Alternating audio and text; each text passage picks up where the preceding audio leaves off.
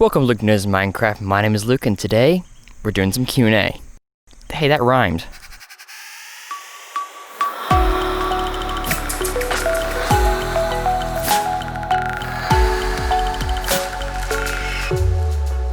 First question is, how much RAM do I need? Okay, so if you're running a server, a Java Edition server, 1.15.2 and up, or just around there, so 1.16.2, 1.15, 1.14, somewhere around there. Anything newer than, I guess, 1.13, you're going to want at least 3 gigabytes of RAM.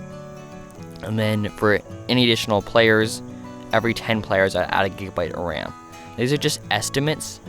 You're going to need to actually purchase a server for what they estimate how much RAM you're going to need, and then you'll need to watch how much RAM you're actually using when you have the amount of players playing that you would expect, your maximum amount of players.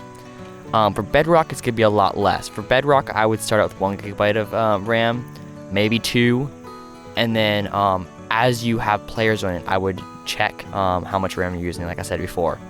It's really going to be some experimentation. If you're running out of RAM, you're going to need to purchase some more. If you notice that you're never using the RAM you have, you can downgrade a little bit and save yourself some money. A lot of you guys have been asking, is Shockbyte any better now? I did receive a long email from the owner of Shockbyte giving some statistics on how they've improved their support time. So it does sound like they are making some big improvements. It's probably not where other server hosts are at currently, but they do offer really good servers for the price. So while I can't actually add them to my best Minecraft server host in 2020 list, or my best Minecraft server host list just yet, I would recommend them if you guys are, for some reason, you prefer to go with Shockbyte as opposed to the other 3 server hosts I mentioned in my best Minecraft server host in 2020 video. With that being said, I would really appreciate if you guys did give me feedback if you did purchase a server from Shockbyte, and just let me know what your opinion is on them and how the support time is. Was I using the budget or premium Pebble host plan during the chunk load tests in my best Minecraft server host in 2020 video? I do not recall right offhand. I did do tests on both of them. I'm not sure which one was my final. I can't remember which one I used in the video, but they were pretty similar. Someone asked, what if Luke doesn't know Minecraft? Well, I guess I'll refer you guys all to the Wikipedia. No, but it's pretty funny because someone said the world is doomed. What if he does? Wow, lol, I never thought of that. Is 2 gigabytes of RAM a lot? It's quite a bit for a Bedrock server if you just have a few friends on there, but in general, it's not a lot. I would recommend you get at least 3 or 4 gigabytes whenever you're starting a server, and then go up from there depending on how much you're using. Like I said before, you can check on Multicraft or whatever panel you're using. But no, I wouldn't necessarily say it's a lot. I would say it's the bare minimum to run a server, but I wouldn't recommend it. Someone asked, do you know what VPS or server host can support like 500 people? Wow, that's a lot of people. Do you currently have 500 people on your server? I do not know of one. I've never hosted a server where I've had 500 people.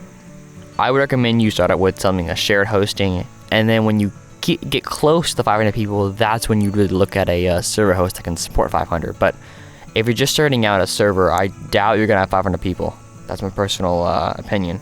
Someone asked, is there a way to make a little money from Minecraft servers? There is. You can run a server and you can offer donation ranks. You're not gonna make a whole lot of money. It's gonna take a lot of work, so it's probably not a very viable option. Someone said, don't use Pebble Host. It seems incredibly sketchy since it provides Bitcoin as a form of payment and all of it's really cheap. I would heavily disagree with whoever commented that. Just because it's cheap doesn't mean it's sketchy. I've used them for a while now. They have really good support. All my personal servers that I've been running currently for friends, I've been using Pebble Host, that or Shockbyte. Sorry, not Shockbyte. That or SkyNode. But just because they provide Bitcoin doesn't really mean that it's sketchy. Bitcoin is actually a form of currency, and you can actually use it for things. I think it's just a convenient way for paying. What do you do if the dying map folder does not show up when you install on your server? That probably means for some reason the jar was never loaded. I would restart your server one more time and just verify that it is in the plugins folder. If that does not work, it's probably an incompatible versions of DynMap. You need to make sure that the version of the spigot or paper you're running needs to also match the version that DynMap is supporting. So if DynMap supports 1.15.2, you need to run spigot 1.15.2. Now DynMap may be in version 1.7, but it doesn't mean it supports 1.7. It means that DynMap itself is in 1.7. You need to find the DynMap that supports whatever version of spigot you're running. Does GG servers also have the feature of creating backups of your world? Someone said yes, they do. I do not know. I haven't actually tested that.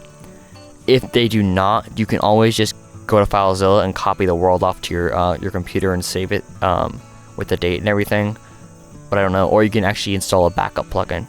SkyNode's been pretty generous and allows backup plugins where PebbleHost does not. I'm not sure about GG servers. Well, that wraps up the questions for today. Oh wait, I just forgot one more. I have a question for you guys, and you're gonna have to answer. What servers do you guys use? Leave a comment below, and if you have any questions, of course, feel free to ask, and they'll be featured in the next Q&A video. Well, don't forget to like the video and subscribe. God bless.